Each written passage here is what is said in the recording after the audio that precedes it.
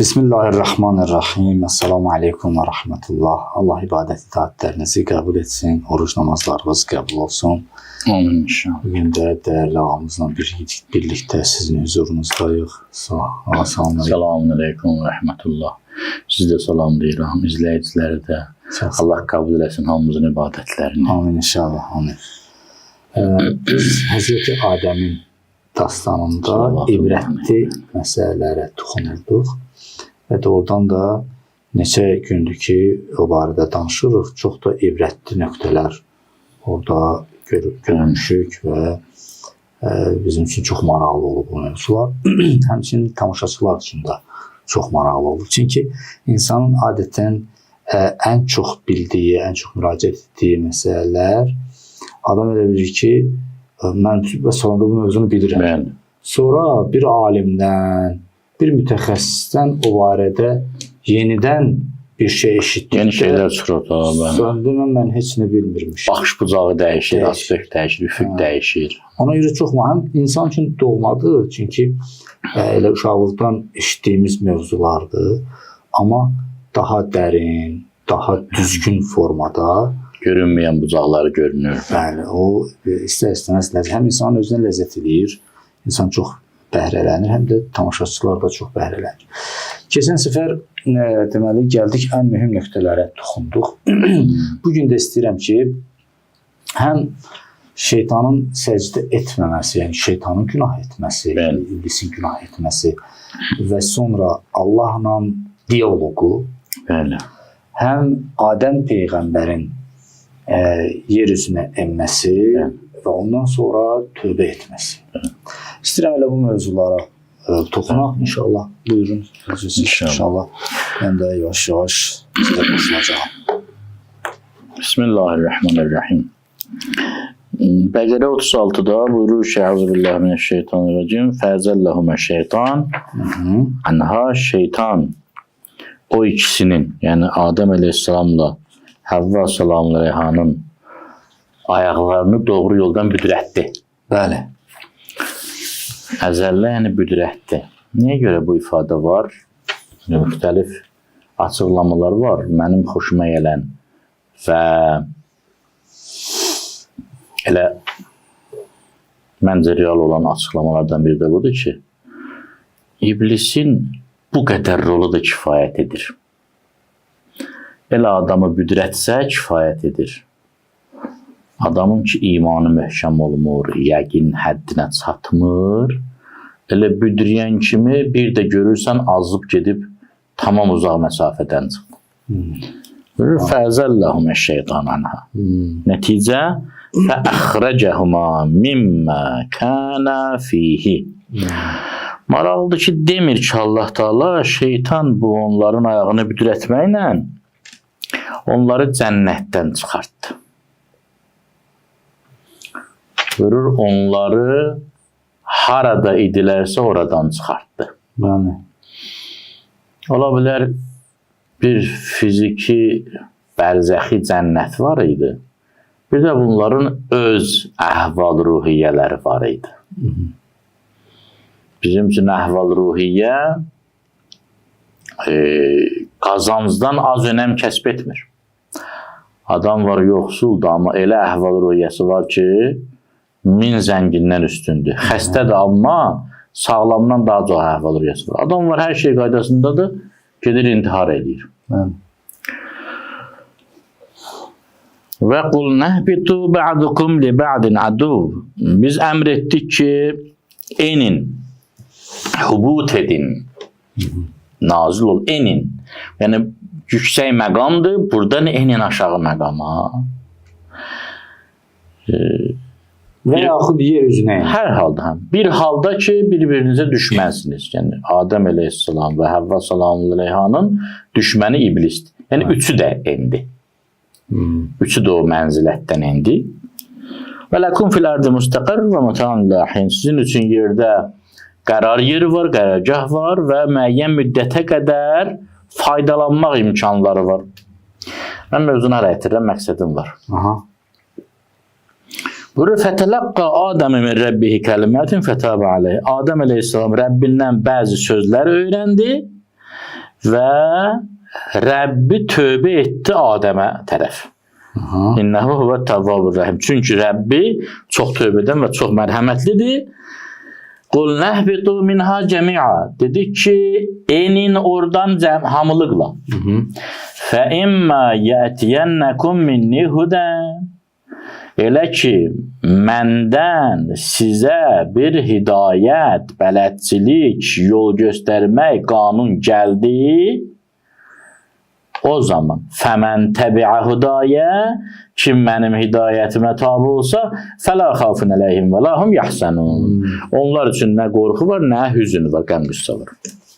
Mən mövzunu hara qovuram, ərz edeyim. 2 dənə məsələ qeydləmək istəyirəm. Birincisi, ayədə bu tövbə məsələsində çox maraqlı bir şey var. Buyurur, fəthabə aleyhi. Allah tövbə etdi Adəm əleyhissalama tərəf. Yaxşı, bəs Adəm əleyhissalam nə etdi ki, Allah tövbə etdi?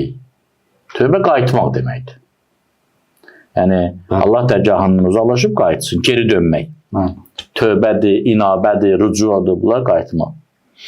Buyurur, fətələqqa Adəmə min Rəbbihi kəlimatin. Allahdan öyrəndi Adəm əleyhissalam bir cüzə sözləri. Elə bil ki, Allah Adəm əleyhissalama deyib ki, sən mənə görə müəyyən günah elədin də, yəni o aləmə məxsus olan günah. Çıx cənnətdən. Adəm əleyhissalam, bu bizə həyat dərsidir ki, biz bu dərsi öyrənə bilmirik ki, bilmirik. Biz elə bilirik ki, Allahın qapısına, şuuraltımız budur. Ha, dildə deyirik, Allah mərhəmətli filan. Amma elə bilirik, Allahın qapısına geçsəm, Allah deyəcək, hara gəlirsə. Bunu bilmirəm, kim bizim şuurumuzun altına salır. Adəm əleyhissalam burada 2 iş görür. İkisi də Allahdan başlayır. Birincisi, tövbə eləmək istəyir, üzr istəmək istəyir. Kimdən öyrənsin üzr istəməyi? Allah deyir, mən öyrədirəm. Fətələqqa Adəmə min Rəbbihi kəlimat. Deyir, mən sənə bəzi sözlər öyrədim, onu demənə mən qəbul edeyim. Qəbul edəcəm, sonra nə olacaq? Sonra tövbə eləyə bilərəm. Deyir, yox, əvvəl mən tövbə edəcəm sənə tərəf. Yəni, Allahın tövbə qapısını açarlar o sözləri. Adəm əleyhissalam min Rəbbihi Allahdan öyrənir. Sonra da Adəm tövbə eləmir. Əvvəlcə Allah tövbə eləyir. Fətabə aleyhi. Hardan bilirik Allah tövbə eləyir? 2 nişanə var burada. Birincisi, iləyhi deyil, aleyhidir. Fətabə iləyhi olsaydı ona doğru tövbə elədi. Şübhələnərdik ki, bəlkə Adəm əleyhissalamın tövbəsindən danışır. Amma fətabə aleyhi, onun üzərinə tövbə elədi. Kimsə Allahın üzərinə tövbə edə bilməz, qayıda bilməz. Allah insanların üzərinə tövbə edə bilər, qayıda bilər. Yuxarıdan aşağı Allah qayıdır.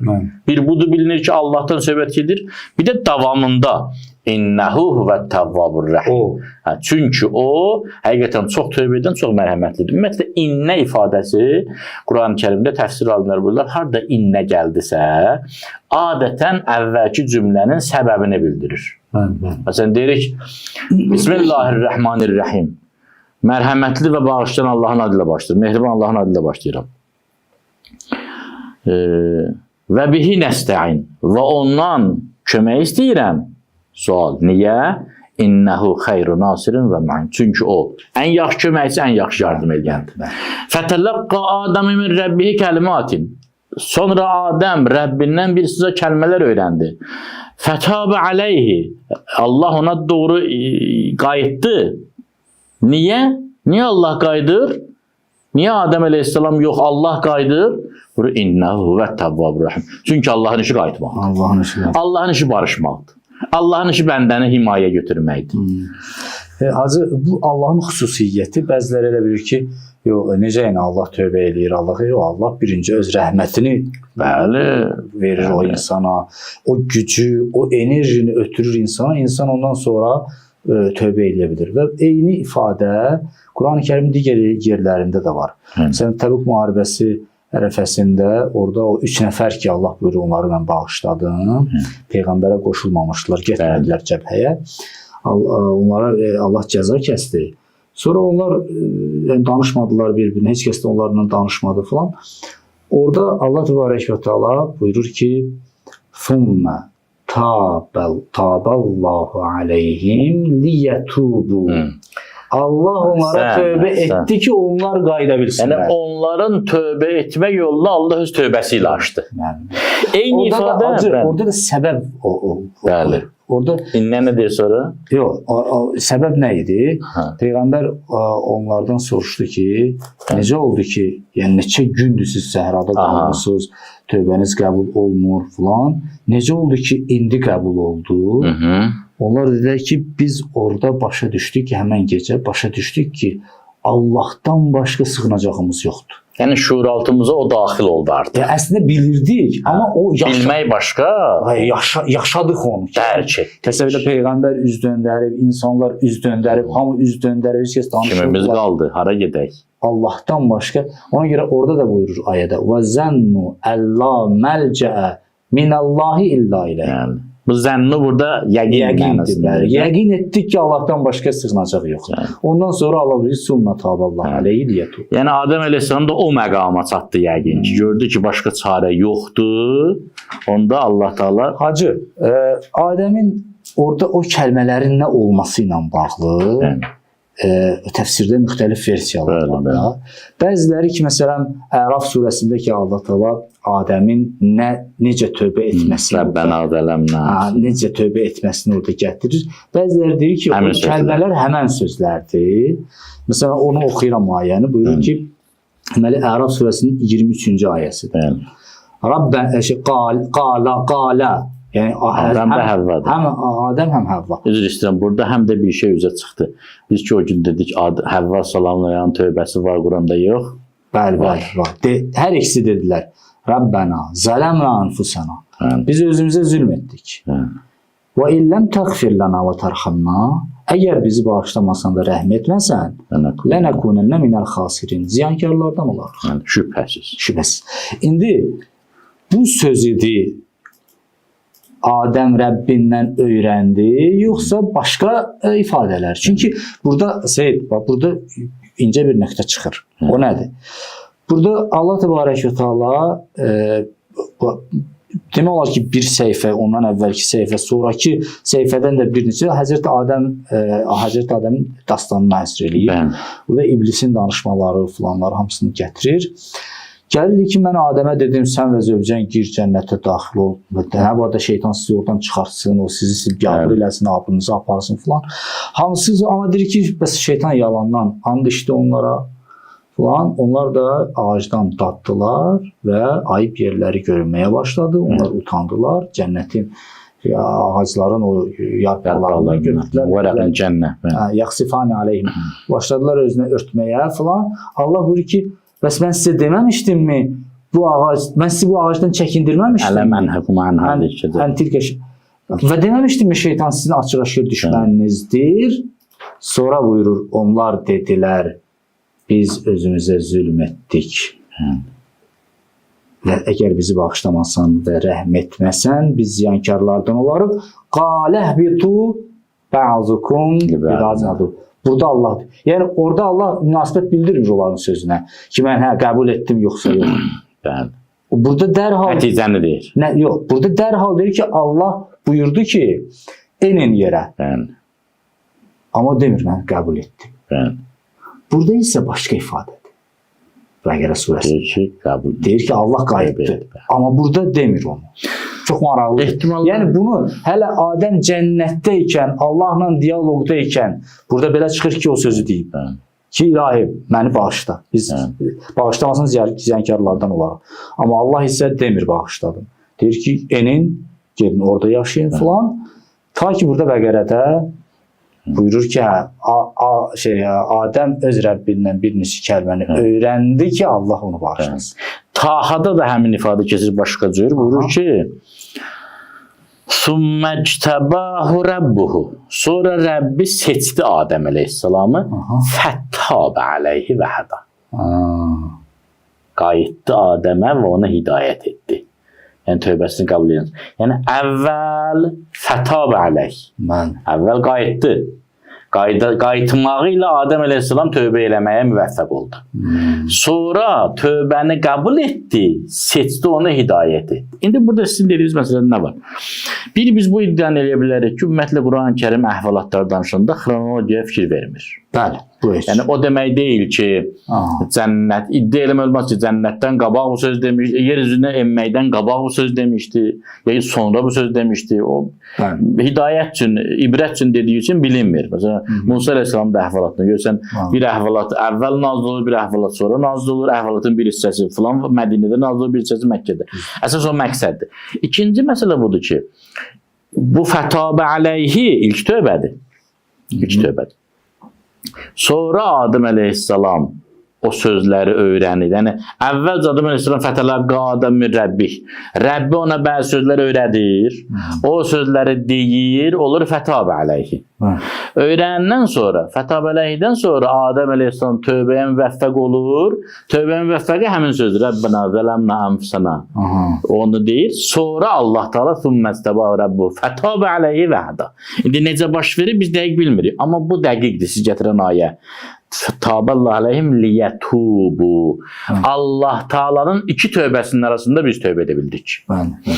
Yəni Allah Taala istisnasız diqqət mərkəzində olası bir şeydir bu. Allah Taala istisnasız bütün günahkarlara qayıdır. Kimsə o qayıdışa ləbbeyk deyir, tövbə edir, Allah tövbə edərək tövbəsini qəbul edir. Kimsə ləbbeyk demir, tövbə etmir, Allah da qəbul etmir. Yəni, belə deyil ki, bəzi günahkarların tövbə qapısı üzünə açılır, bəzilərinin açılmır, yox. Allah Teala günah edən insanın dərgahdan uzaqlaşmasını xoşlamır, bəyənmir. Deyir, gəl. Allah Teala bizi günah edib cəhənnəmə etmək üçün yaratmayıb. Özünə qaytarmaq üçün yaradıb. Allahın məqsədi şeytanın sözünü təsdiqləmək deyil ki, ləuviyyənnəhum əcməin. Hamısını azdıracam. Allahın məqsədi budur ki, biz qaydaq. Ona görə də tövbə qapısının açılışı qədər Qurani Kərimdə, hədislərdə insanı heyrətə gətirən ikinci bir mövzu tapmaq çətindir. Mən sizə deyim, Musa əleyhissalamın əleyhinə gələn cadugərlər Qurani Kərimdə qeyd olunub. Yəni bunlar gəliblər Peyğəmbəri rüsva eləsinlər. Bir göz qırpımında iman gətirib Peyğəmbərin yolunda şəhid olurlar. Özü də faciəvi şəkildə doğranaraq. Özü də elə məqama çatırlar. Firon bunları təhdid edir. Bir dənə söz deyirlər. La dairə. Eybi yoxdur. Neynirsən? Yəni Allahın tövbə qapısı, tövbə lütfü. Hədisdə buna işarə olunur da, deyir ki, əgər insanlar günahkarlar, bunu Allah Teala Davud əleyhissalam deyir Qüdsi hədisdə, deyir, bəndələrin bilsələr, mən onların qayıdışını necə şövqlə gözləyirəm, o bilginin vəcdindən ürəkləri partlayar ölərlər. Yəni bu hədis pafoslu deyilmiş, bədii söz deyil, mən canımı qurbansan, mənim ürəyim partlayır eşqindən. Yox, buyurur, ya Davud, bəndələrin bilsələr ki, mənim necə şövqüm var onların qayıdışına, bilsələr, bu bilik onları öldürər. Çox maraqlı. Çox qəribədir. Yəni Allah Teala limit qoymur. Limit qoymur o demək deyil, istədiyimiz cinayət verədək. Bəli, o ayrı mövzudur. Limit qoymur, odur ki, bizim üçün qapını açıq qoyub ki, mən belə bir ki, Allahın qoşunudur, iblisin qoşunu. Ki, əslində Allah istəsə bir göz qırpımında hər şeyi məhv eləyər. Amma sistem belə qurub. Allahın qoşunu, iblisin qoşunu. Allah Teala iblisin qoşunundan tövbə edənlər üçün həmişə bir tərəfə açıq saxlayıb. Biz bunu ən bariz şəkildə görürük Aşura hadisəsi. Bəli. İmam Hüseyin əleyhissalam haqqında yazırlar ki, gəlirdilər İmam Hüseyin ağanın başını kəsməyə. Birisi də orada cəsarət eləmirdilər. Neçə nəfəri göndərdi Ömər Səd, heç kəs gəlib cəsarət eləmirdi. Bunu axırda məlun Şimr bədbəxt cəsarətlədi. Orada yazılır ki, bəziləri gəlirdilər İmam Hüseyin ağanın başının üstünə. İmam Hüseyin ağa yaralı şəkildə buyurur ki, get mənə su gətir, sonra məni öldür. Mən bu sualı böyük bir alimə verdim ki, İmam Hüseyin əleyhissalamın şəhadət məqamında bu sözü deməsi nə qədər ağla sığandı. Ged mənə su gətir. Suyu içib nə edəcək ki? Onsuz demək gedir də cənnətə. Çox gözəl açıqlama verdi. Buyurdu ki, İmam Hüseyin Əleyhisselamın ruhu bədənini tərk edənə qədər o ümmətin imamı idi, xalqın lideri idi, mənəvi lideri. O istəyirdi ki, onu qətlə yetirməyə gələn şəxs imam qatili olmasın. Bəlkə gedib su gətirənə qədər fikir dəyişər. Bəlkə gəlməyə. Bu qədər günah eləyib, da bundan sonra etməyə. Gözəl. İmamı gözəl ifadə. Bəli, daha sona qədər rəhmət imamıdır ki, bu qədər bədbəxt olmasın da da. Yəni bu da Şimr kimi adlanmasın, Sinan kimi, nə bilim, Hərmələ kimi adlanmasın. Bu Allah Taala'nın da qapısı son ana qədər açıqdır insanların üzünə. Yəni belə deyil ki, adam desin ki, mənim də günahım elə həddə çatıb ki, da mənim kitabım bağlanıb. Bir əhvalat yadıma düşdü. Bir nəfər İmam Cəfər Sadiq Əleyhisselamın səhabələrindən imama sual verdi ki, mənə çox maraqlıdır. Bugün Allah Taala'nın ən əziz bəndəsi və ən xoşlamadığı bəndə kimdir? İmam buyurdu, get gir bazara. Bugün bazara ilk daxil olan adam Allahın ən xoşlamadığı bəndədir. Və axşam ən son bazardan çıxan şəxs Allahın ən çox sevdiyi bəndədir. Kişi də səhər sübhdən gəldi, bazar elə açılmayıb. Gözlədi, gördü ki, bir qoca kişi gəlir, əli ilə bir körpü uşağın əlindən tutub, nəvəsi ilə. Kişi fikirləşdi, görəsən bu qoca nə günah eləyib ki, Allahın ən sevmədiyi bəndədir. Allahın nifrət etdiyi bəndədir. Bazarda vaxtını ötürdü axşama kimi. Axşam gözlədi ki, sonuncu bazardan çıxan şəxs kim olacaq? Baxdı görə yenə həmin ki.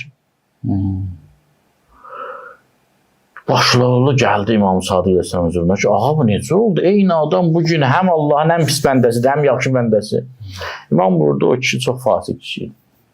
Çox günahkar adam idi. Çox günah eləmişdi. Amma bazardan çıxanda nəvəsi ilə bir söhbəti oldu. Allahın çox xoşu gəldi o sözdən. Ona görə onu bağışladı, ən əziz bəndəsi oldu. Nə söhbət oldu?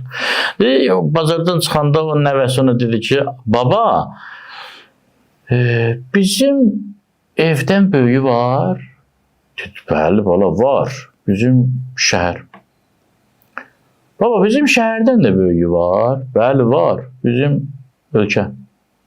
Baba, ölkəmizdən böyüyü var. Bəli, bala, var. Bizim dünya. Baba, dünyamızdan böyüyü var. Bəli, bala, göylər, kainat, kosmos. Baba, kainatdan, kosmosdan da böyüyü var. Baba deyir, bir dənə ah çək, dedi ki, bəli, bala, var. Baba, nədir kainatdan böyük? Dedi, bala, babamın günahlarıdır. Dedi, baba, sənin günahlarından da böyüyü var. Dedi, kişi güldü, dedi, bəli, bala, var. Allahın rəhməti mənim günahımdan da böyüdür. Bu təfəkkürü Allah bizdən istəyir. Ona görə bəzi hədislərdə var ki, bir adam ki, çox tez-tez ibadət eləyir, mütəmadi, hər şey qaydasındadır. Saat kimi işləyir ibadət vaxtları. Allah hərdən onun ibadət vaxtını oynadır yerindən. Məsələn, yuxuya qalır. Niyə? Çünki hər gün eyni vaxtda sübh namazını qılanda bu adam çox da kəbir eləyirdi öz-özündən. Ucub gəlirdi ki, əzanın vaxtını ötürmürəm. Bir dəfə gecikdirir, gün çıxana az qalmış bir təhər qılır və içində bir sınma olur ki, ay Allah, mən nə oldu, mən niyə yatıb qaldım ilahi, nə günah eləmişəm, ay Allah, üzr istəyirəm, o üzr istəyirəmdən yaranan o peşmançılıq, sınma, təvazökarlıq, kövrəlmə, riqqət onu təmizləyir, o qürur ki var, yalancı qürur, mən namazı vaxtında qılır, onu pozur, onun ruhunu saflaşdırır. Ona görə də Allah Taala'ya bəndənin tövbəsi, açıq-aşkar üzü Quranda buyurur ki, çoxlarını mən maddi sıxıntıya salıram, mənəvi sıxıntıya salıram ki, ağlaya-ağlaya gəlsin qapıma, küsüb məndən, mənim bəndəm mənimlə söhbət eləməkdən qaçır. Mən bunu yaratmışam, mənlə danışsın. Çünki inna lillah, biz əvvəl Allah'ınıq və inna iləyhi raciun, sonda Allah. Bu bəndəm qaçır məndən. 24 saatın 10 dəqiqəsini mənimlə danışanda əsnəmə tutur bunu. Allah o zaman vurur bunu. Ağlaya-ağlaya gəlir Allahın qapısına. Ağlaya-ağlaya. Mən bayağı iftarda bir şəhid ailəsinin iftar süfrəsində idim. Orada şəhidin atasında da dedim. Amin inşallah. Sabahda Xocalı soyqırımı günündə Allah rəhmət eləsin. Orada məzlum şəhid olanlara, Allah qatillərinə, zalimlərə lənət eləsin. Allah xalqımıza bir də belə müsibət göstərməsin. Orada şəhidin atasına dedim ki, heç kəs sizin kimi yaşamayıb bu halı. Çətindir valideyn üçün, gənc övlad dağı. Amma Allah Taala elə bil ki, sizin üçün başqa bir qapı açıb öz dərgahına. Yəni, övladınızın şəhadət qapısı bir tərəfdən əlavə bir imtiyaz verib sizə. Siz artıq axirətlə dostlaşmısınız. Canınızdan bir parça gedib ora, elə bil ki, sizə bir yol açıb orada. Doğmalaşıb o biri dünya sizin üçün. Bu dünyanın ləzzətləri yenə var sizdə, amma söndürüb. Onun alovunu azaldıb biraz. O necə məsələn, o məhrəm naməhrəm ayəsində deyir, "Qullil mu'minina yaghuddu min absarihim və qullil mu'minat yaghdudna min absarihinna." Mömin kişilərə denən ki, qadınlarla üzləşəndə baxışlarını qıssınlar. Yumsunlar yox, gözlərini yumsunlar yox. Yəni, alanı daraltsınlar, az yeri görsünlər, yolların görsünlər, lazım bir obyekti görsünlər. Qadınlara denən ki, belləsinlər. Burada da belədir ki, elə bil ki, yeni dünyanın ləzzəti bu ata-ana da var. Amma əvvəl kim deyil. Artıq başa düşür ki, bu ləzzət gedəsidir. Artıq bir tərəfində bu axirət aurası gəlib. Bu bir lütfdur Allah Taala'dan. Allah heç kəsə belə müsibət göstərməsin. Amma bəzən insan Allahdan tələb edir bunu. Moizə xeyri yoxdur. Nəsihət xeyri yoxdur. Gündə bir nəfərin ölümünü Allah göstərir, buna xeyri yoxdur. Axırı vurur bir tərəfindən, onda görsən ki, ayıldı biraz, oyandı. Bir də əgər sözdən icazə versə başqa bir şey. Baxın, niyə görə bu axıra qədər ayələri oxudum? Allah Teala buyurdu ki, Və qulna ya Adəm uskun ente və zəvcikəl cənnə.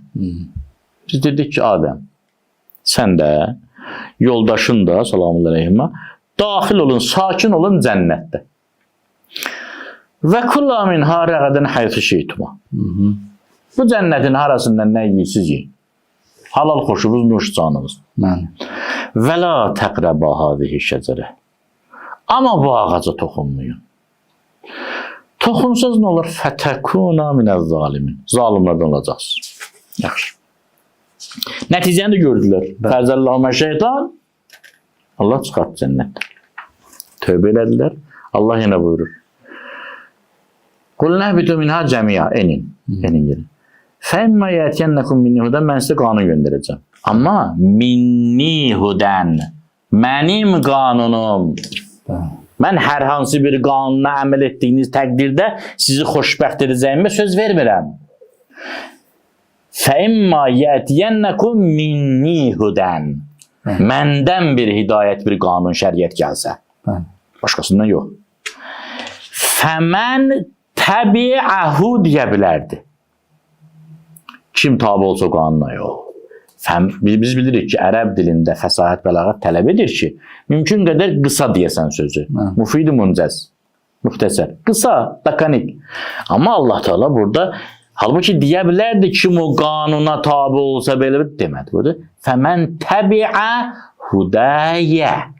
Kim mənim hidayətimə, şəriətimə, qanunuma tabi olsa, nə olacaq?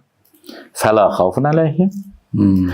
Onun heç bir qorxusu olmayacaq. La xavfun, yəni nəfi cinsdir. Heç bir qorxusu olmayacaq. Və lahum yəhsənun, onlar əsla qəm çəkməyəcəklər. İki məsələni qeyd etmək istəyirəm. Birincisi, cənnətdən yemək məsələsində də Allah Teala qanunu qoydu. Diqqət. Adəm və Həvva salamullahi əleyhimaya demədi cənnətə toxunmayan. Yeyin için gezin. Bir ağaca dəyin. Bizə nə deyir? Pul sənin xərcdə, xumsunu ver. Zəkatını ver. İstədiyin yeməyi ye, donuz əti yemə. İstədiyin içkiyini iç, şərab içmə. Evlən, zinə eləmə. Lətifə danış, söhbət elə, qeybət eləmə. Yəni, Allah təbarəkə və təala əgər bizi atsaydı bu dünyaya, desəydi ki, bax, bəziləri Allah haqsızlığa susluyur ki, mənə nə lazım idi bu qanunlar, niyə bu qədər çətin eləyib filan, gəl görə çətin eləyib ya yox. Allah Teala desəydi ki, bu dünyada şəhvətimiz olacaq, ehtirasımız olacaq, qəzəbimiz olacaq, amma icazəniz yoxdur bunları heç vaxt işlədəsiniz. Onda adam deyərdi ki, ilahi, yoxdur bunları mənə niyə vermirsən? Niyə mənə zülm eləyirsən? Niyə mənə cəfa eləyirsən? Amma Allah Teala deyir, şəhvət sənin, ehtiras sənin, iştah sənin, qəzəb sənin, amma burada işlət, burada işlətmə. 80% və işlət, 20% mənim üçün sus. Ramazan ayıdır, oruz tut, ilahi məni niyə ad saxlayırsan? Necə ad saxlayıram? Səhər yeməyi ye, axşam yeməyi ye, günorta yeməyi. Yəni Allah Taala elə bir sistem qurub ki, kimsə deyə bilməz ki, ay Allah, niyə Adəmi cənnətdən çıxartdın? Mən cənnəti Adəm əleyhissalama vermişdim. Bir ağac. Adəm əleyhissalamın ona ehtiyacı yox idi ki. Sizin də dünyada bir çox şeylərə ehtiyacınız yoxdur ki, siz yalandan ehtiyac qondarırsınız, şuur altına onu yeridirsiniz, vərdişə çevirirsiniz, mələkə olur, xislət olur, fəsli müqəvvim olur, səni təşkil edən bir parça olur, sonra deyirsən, bunu günahsız yaşaya bilmərəm. Sənin bu günaha ehtiyacın yox idi ki. Özümüz yaratmışıq. Sən uşaqlıqda atan, əmin, dayın səni zorla içki içdirəndə, sən mədən qaytarırdı onu. Sigareti başlayanda sənin ağciyərin qaytarırdı onu, sən məcbur elədin, illərlə onu öyrəşdirdin o qidalanmağa, indi deyirsən ki, necə tərk edin? Nəyi necə tərk edəsən? Sən eləmirsən bu sənin ehtiyacın deyildi ki. Hacı, əslində Adəm Peyğəmbərin əhvalatında ən yaxşı ibrətlərdən biri də həmən sizin qeyd etdiyiniz nöqtədir. Yəni, Adəmin cənnəti və Allahın ona verdiyi nemətlərlə haram olunmuş ağacı müqayisə edəndə bir budur, yüzlərlə odur. Halalla haramın müqayisəsi də əslində nisbətidir. Yəni, bu dünyada da əslində Allahın halalları ilə haramının nisbəti o cənnət meyvələri ilə ağacın nisbəti qədərdir. Yəni, çox şey halaldır, çox şey halaldır. Haram əslində elə yenə də o bir ağacdır. Yəni, dünyada nə qədər haram var, yəni, nə qədər halal var. Amma harama baxanda nə qədər bu yalançı ehtiyaclara görə böyük təfsir aliminin çox gözəl bir açıqlaması var. Deyir ki, eyni şəxsi təsəvvür eləyin, bir nəfər insandır, işləyib, istiya günlərində əziyyət çəkib və susuyub.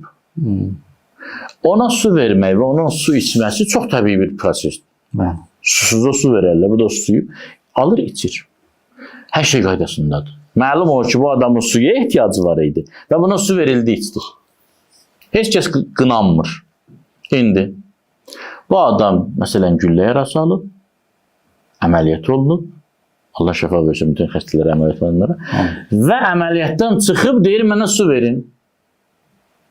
Bu adam doğrudan su istəyir, yalandan su istəyir, doğrudan su istəyir. Su istəməyində səmimidir, bəli. Amma doktor nə deyir? Deyir, ona su verməyin. Versəniz ölər. Niyə? Çünki düzdür ki, bu həqiqi ehtiyac hiss edir. Amma bədənin sağlamlığı üçün bu yalançı ehtiyacdır. Bir çox vərdiş edən adamlar, o cümlədən biz ki, dünya ləzzətlərinə aludə olmuşuq, biz deyəndə ki, ay Allah dözə bilmirəm, bu yalancı dözümsüzlükdür. Biz özümüzü o günə qoymuşuq. Yoxsa, məsələn, baxın, adi hallarda, başqa aylarda, Ramazan, mübarək Ramazan ayında yox, başqa aylarda. Axşama kimi Yemək yeyirik, su içirik, çay içirik, meyvə yeyirik, tun çıtlayırıq. Müxtəlif elə diqqət eləsək, bir dəfə kənardan özümüzə video qoysaq, dəyirman kimi elə gedir. Amma Ramazan ayında 10 saat, 15 saat, yayda 17 saat. Allah bizə sübut eləyir ki, sən belə yaşaya bilirsən. Sən yalan deyirsən bacarmıram. Sənin baş ağrın da bədənivin yalancı tələbatıdır. İstəmir daxili ehtiyatından istifadə eləsin. Çox şeylər var ki, süni şəkildə biz özümüzə problem Ehtiyac hesab eləmiş yəni, bəli. Belə sonra da girova düşürük, məcburən eləyirik. Məcbur bağlı olur ona, bağlılıq yaranır. Yəni bundan qurtuluş üçün adətən insan düşünməlidir ki, mənim ehtiyacım nədir? Bəli. Bir də bunun sonrası var da. Nəticəsi nə olacaq? Nəticəsi nə olacaq? Və bir də mən həqiqətən də Allaha cavab verə biləcəyim yoxsa yox. Və bu nemətin cavabını verə biləcəyim yoxsa yox. Bunların hamısını düşünəndə insan özünə qayıdış eləyir onda. Və sonra yol da oradan başlayır elə özünə qayıdışda. Heç bir bəhanəmiz yoxdur. Yox. Heç bir məntiqimiz yox. Dünyada bir dənə su, bir dənə də xurma olsa kifayət, əslində. Yəni insan ölməyəcək. İnsan acından ölməyəcək. Və bolluca Allah nemət yaradır. Əslində bir çox şeyləri də yenə də biz özümüzə haram etmişik. Bəli. Allah əslində hər şeyi təmənnası yaradır.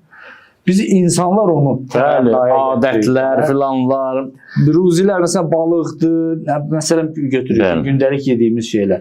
Allah bolluca yaradıb, quşdur, balıqdır, filandır. Hər kəs öz ehtiyacı olduğu qədər istifadə edə bilər. Gedib istifadə etsə, nə balığın dənizin balıqları tükənir. Amma yığıb ambar eləyir. Xəzinə eləyir, depo eləyir. Nə quşlar azalar.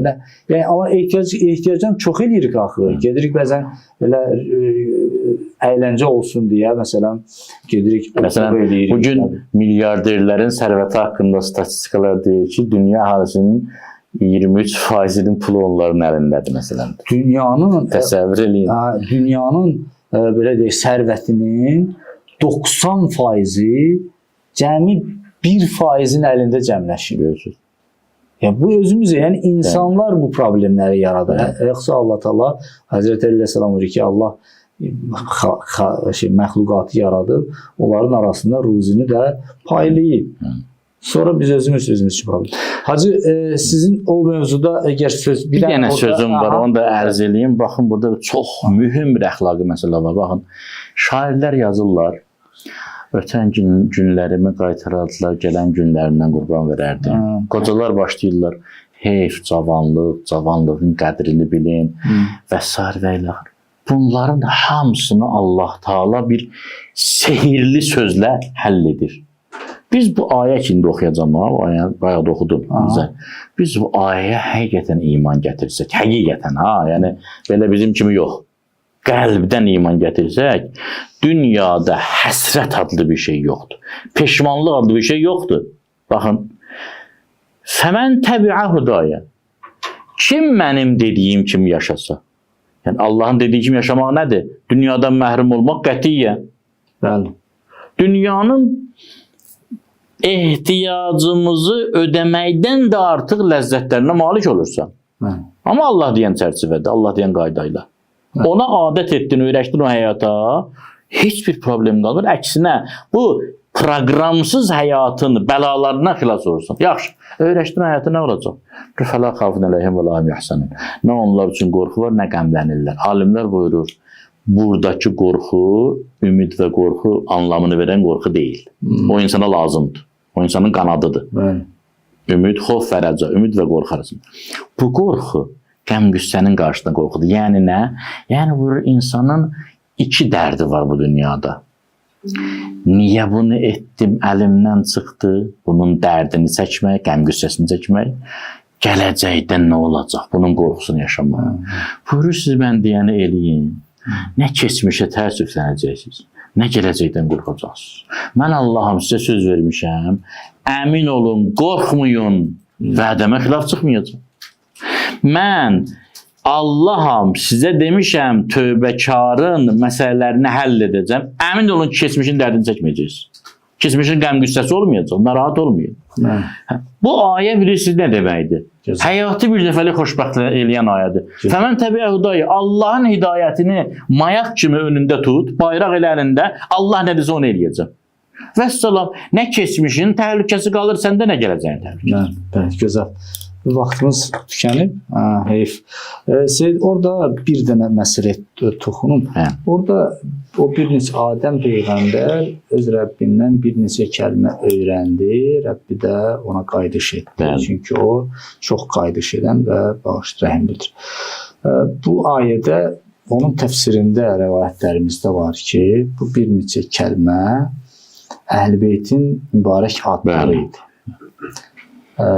Ki əslində Həzrəti Cəbrail, Adəm Peyğəmbər deyirlər 40 il ağlayır, deyirlər ən çox ağlayanlardan. Çox tövbə edib deməli. Axırda gəlirlər Ərafatda tövbə eləyirlər. Allah orada onların qəbul edir, bağışlayır və qəbul edir tövbələrini ki, Ərafatda indi də kim getsə orada hacda Ərafatda. Ərafat idrak mərifət yeri deməkdir. Bəli.